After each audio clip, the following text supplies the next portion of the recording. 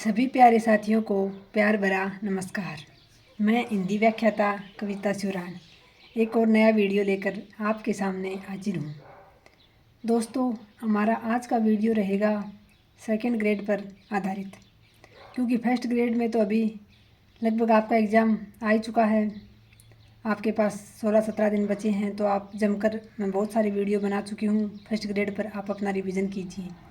अब second grade के साथियों का कई बार कमेंट्स होता है कि हम इस बचे हुए समय में कैसे रिवीजन करें या किस प्रकार से कैसे पढ़ें। सेकंड ग्रेड पर आप वीडियो बनाइए। तो उसी बात को ध्यान में रखते हुए आज का मैं वीडियो बना रही हूँ, क्योंकि मैंने भी सेकंड ग्रेड को जो है क्लियर किया था। तो मैंने किस प्रकार से किस बातों का विशेष ध्यान रखा था, क्योंकि मैंने तो सेकंड ग्रेड के सिलेबस को सिर्फ थोड़े दिन ही पढ़ा था।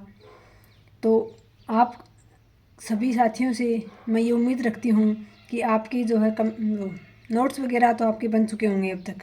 कोई साथी जिसने नोट्स बनाए हैं, जिसने या तो कोई ऐप से कोर्स लिया है या फिर जिसने ऑफलाइन कोचिंग की है या खुद से भी तैयारी की है, तो ये तो मेरा मानना है कि तैयारी करने वाले हर एक साथी को लगभग सभी को जहाँ तक संभव हो अपने नोट्स बनाने चाहिए खुद के। तो आपके नोट्स वगैरह तो तैयार हो गए होंगे। अब आपको इस बचे हुए 3 महीने में ख़ास तौर से उन चीज़ों को ध्यान में रखकर पढ़ना है जहाँ से आपके अंक भार ज़्यादा है। यानी अगर हम हिंदी सब्जेक्ट की बात करें अपने की, तो आपके व्याकरण का जो बहुत बड़ा भाग है कवर करता है व्याकरण आपका। लगभग 50 क्वेश्चन आपके व्याकरण से आते हैं। तो आपको व्याकरण को बहुत अच्छी प्रकार से आपने अब तक पढ़ लिया होगा। अब इन 3 महीनों में आपको रिवीजन करके नियमों का और फिर आपको ज़्यादा से ज़्यादा साथियों अभ्यास करना है। जितना आप व्याकरण का अभ्यास करोगे उतना ही आपका मजबूत होगा।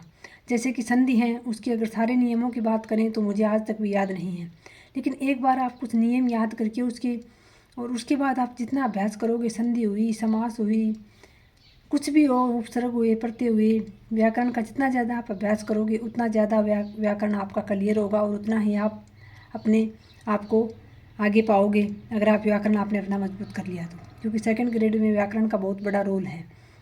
उसके बाद आपके हिंदी साहित्य का इतिहास है, तो उसमें आपके 30 प्रश्न आते हैं। तो उसको भी आपको मुख्य जो चारों पार्ट हैं हमारे हिंदी साहित्य इतिहास के, आदिकाल, भक्तिकाल, रीतिकाल, आधुनिक काल, उसमें सभी मेन मुख्य भागों को, प्रवृत्तियों को, मुख्य कवियों को, उनकी रचनाओं को आपको याद करना है अच्छे से। उसके बाद जो है आपके काव्य शास्त्र है, तो उसमें भी आपके 5-6 टॉपिक हैं। अलंकार हैं, छंद है, रस है, काव्य दोष हैं, काव्य गुण हैं, इस प्रकार के आपके 5-6 टॉपिक हैं। तो काव्य शास्त्र में भी आप नियमों को याद करोगे, लेकिन उसके बाद जितना ज़्यादा आप अभ्यास करोगे उतना आपके लिए बेहतरीन रहेगा। अब अभ्यास की बात रही तो या तो आप कोई भी बुक ले आइए। जैसे आपने एक टॉपिक अच्छे से पढ़ लिया आज व्याकरण का कोई, फिर उसके अभ्यास क्वेश्चन कर लिया आपने, या फिर आप कोई टेस्ट सीरीज वगैरह ज्वाइन कर लीजिए जहाँ से आप अपने आप का मूल्यांकन कर पाओ। कोई आपका पार्ट कमज़ोर है तो आप उसको मजबूत कर पाओ। तो या तो आप टेस्ट सीरीज ज्वाइन कर सकते हैं कोई, या फिर आप कोई बुक ले आइए। जैसे कि व्याकरण की बात करूँ तो मेरे पास KR मैया सर की व्याकरण माला बुक थी। एक व्याकरण माला बुक उनकी ऑब्जेक्टिव भी आती है, इसमें सिर्फ प्रश्न होते हैं। तो अगर आपने कहीं से कोर्स लिया है, व्याकरण अच्छे से पढ़ लिया है, तो आप उस बुक को ला सकते हो। वो बुक आपके व्याकरण को एकदम बहुत बढ़िया कर देगी। तो व्याकरण का पार्ट है, काव्य शास्त्र का पार्ट है, जितना ज़्यादा आप अभ्यास करोगे उतने ही आप इसमें अपने अंकों में बढ़ोतरी कर पाओगे। दूसरा रहा, जैसे कुछ गद्य की रचनाएं, पद्य की रचनाएं जोड़ रखी हैं, तो उन रचनाओं को भी आप पढ़ के उनके कुछ प्रश्न हल करोगे, तब आपको पता चलेगा कि आपको कितना क्या मैटर याद रह रहा है। कहने का सार ये है साथियों कि जितना ज़्यादा आप याद करके और अभ्यास करोगे, जितने ज़्यादा आप प्रश्न करोगे, उतना ही आपका जो रिवीजन शानदार होगा, उतना ही आपका सब्जेक्ट हो चाहे जीके हो मजबूत होगा। फिर रही बात जीके की, तो साथियों जीके में भी जैसे एक अर्थव्यवस्था का टॉपिक होता है जो मुझे बहुत हमेशा हार्ड लगता था और बहुत सारे साथियों को हार्ड लगता है। अगर आप चाहें तो अर्थव्यवस्था को स्किप कर सकते हैं सेकंड ग्रेड में, लेकिन उसके बदले आपको बाकी के जो अपने पार्ट हैं बहुत मजबूत करने हैं। जैसे कि 10 क्वेश्चन तो आपके करंट जीके के हैं। ये आपके लिए बहुत अच्छी बात है कि आपके सेकंड ग्रेड में सिर्फ करंट जीके राजस्थान का आएगा। तो वो 10 क्वेश्चन आपको बहुत शानदार करने हैं। भले ही आपको यूट्यूब से वीडियो देखिए या फिर आप कोई बुक लेकर आइए, जैसे मुम्मल है, क्रोनोलॉजी है, या फिर कोई भी और बहुत सारी बुक आती हैं, मासिक आती हैं, द्विमासिक भी आती हैं। तो आप कोई भी बुक लेकर आ जाइए, उससे आप तैयार कीजिए। उसके बाद सेकंड ग्रेड में राजस्थान का बहुत बड़ा पार्ट है। जैसे हिस्ट्री है राजस्थान की, राजस्थान का भूगोल है, राजस्थान का कला और संस्कृति है, सभ्यताएं वगैरह हैं, तो ये सारी की सारी चीज़ें जो है राजस्थान को आपको बहुत मजबूत करना है। क्योंकि लगभग 50 क्वेश्चन राजस्थान आपका, 100 क्वेश्चन में से 50 क्वेश्चन आपके लगभग फर्स्ट पेपर में राजस्थान के आते हैं।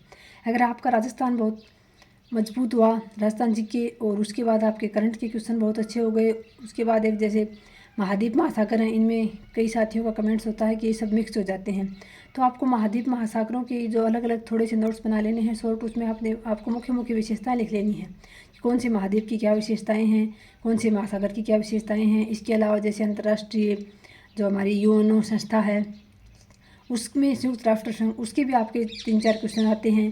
तो संयुक्त राष्ट्र संघ के जो प्रमुख भाग हैं, उसकी कब स्थापना हुई थी, सारी चीज़ें आपको संयुक्त राष्ट्र संघ के बारे में बहुत अच्छे से याद करनी है, क्योंकि वहाँ से 3-4 क्वेश्चन आपके जो है क्लियर होते हैं, 3-4 क्वेश्चन आपके आते हैं। ऐसे ही महाद्वीप महासागरों की प्रमुख जल संधियाँ हैं, जो मुख्य बिंदु हैं वो आपको अच्छे से याद करने हैं, बहुत अधिक गहराई में आपको नहीं उतरना है। लेकिन सबसे पहले अगर आपका जीके फिर भी कमज़ोर है तो आपको राजस्थान जीके बहुत मजबूत करना है। इसके अलावा भारत का जो भूगोल है वो आता है अपने, तो भारत का भूगोल है प्रमुख रूप से पड़ोसी देश हैं या फिर जो हमारे राज्य हैं, कौन कौन से सीमाओं पर हैं, कौन कौन से हैं बीच में हैं, इस प्रकार से राजस्थान भारत का जो भूगोल है उसके भी आपको मुख्य बिंदु बहुत अच्छी प्रकार से याद कर लेने हैं। कितने भागों में भौगोलिक रूप से हमारे भारत देश को बांटा गया है, ये सारी की सारी इन 3 या 4 भागों में बांटा गया, तो उसकी कौन कौन सी प्रमुख विशेषताएं हैं। इस प्रकार से आपको मेन मुख्य जो बिंदु हैं उनको बहुत अच्छे प्रकार से याद कर लेना है। आपको अभी इन बचे हुए 3 महीने में सिर्फ रिवीजन करना है और अभ्यास क्वेश्चन करने हैं। टेस्ट सीरीज ले रखी है तो बहुत अच्छी बात है, टेस्ट सीरीज के अकॉर्डिंग आप तैयारी कीजिए। बहुत सारे बच्चों के साथ आप टेस्ट दोगे तो आपको अपने स्तर का पता चलेगा, आपको अपनी कमजोरी का पता चलेगा और आप में आत्मविश्वास आएगा। क्योंकि अब आपका मूल्यांकन होगा, आप तैयारी करते रहो, पढ़ते रहो, जब तक आप अभ्यास प्रश्न नहीं करोगे या टेस्ट वगैरह नहीं दोगे तब तक आप अपना मूल्यांकन नहीं कर पाओगे। और मूल्यांकन नहीं करोगे तो आपको आत्मविश्वास नहीं आ पाएगा, आपको ऐसा लगेगा कि पता नहीं मुझे कुछ याद है या नहीं। तो अपने आत्मविश्वास को बढ़ाने के लिए और अपना मूल्यांकन करने के लिए टेस्ट सीरीज वगैरह ज़रूर ज्वाइन कर लें। इधर उधर अलग अलग ना भटकें, जीके की एक टेस्ट सीरीज ज्वाइन कर लें, एक ही अपने सब्जेक्ट की टेस्ट सीरीज जो है आप ज्वाइन कर लें। और फिर अपने 3 महीने में, इस बचे हुए 3 महीने में बहुत अच्छी प्रकार से आपका रिवीजन हो जाएगा। नोट्स वगैरह आपके बन गए होंगे। किसी साथी को टाइम नहीं है, नहीं बनाए हैं तो कोई बात नहीं, आप कोई बुक लाकर अच्छी सी, या फिर कोई किसी से कोचिंगों के भी मिलते हैं, किसी आपका कोई साथी तैयारी कर रहा तो उसके नोट्स की PDF वगैरह निकलवा कर आप तैयारी कर लीजिए। आपके पास बुक है तो आप उसमें अंडरलाइन या हाईलाइट करते हुए चलिए मुख्य बिंदुओं को, ताकि आपने ये सब कर लिया होगा अब तक, मुख्य बिंदुओं को हाईलाइट या जो है अंडरलाइन करके, ताकि अब आपको रिवीजन में जो है आसानी रहे।